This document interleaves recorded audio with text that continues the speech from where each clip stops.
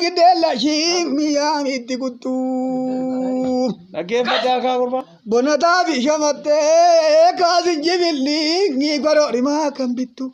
Amma zidu fasane kana bondo dego mana samura katirtu. Aku jangan de tani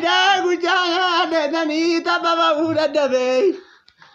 Namni aku jangan de kami tababa waku de tani bakaga udah dabe. Namni waku de kami bakaga malo ya. Ya mana babule, ya mana bataye, ya mana batolai. Ya mana batola, kabene tizo tabane nyuma tunulo la dinjati malong. Ha. Tetap tani ali. Ya khorma. Laptiranga de da,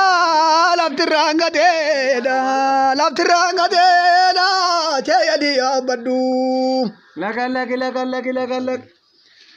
Caya dia badu, laptiranga de da, caya dia badu. Partiko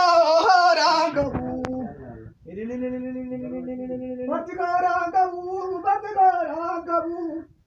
Nakia wo tuma, kokol bini tabadu beramadanamu.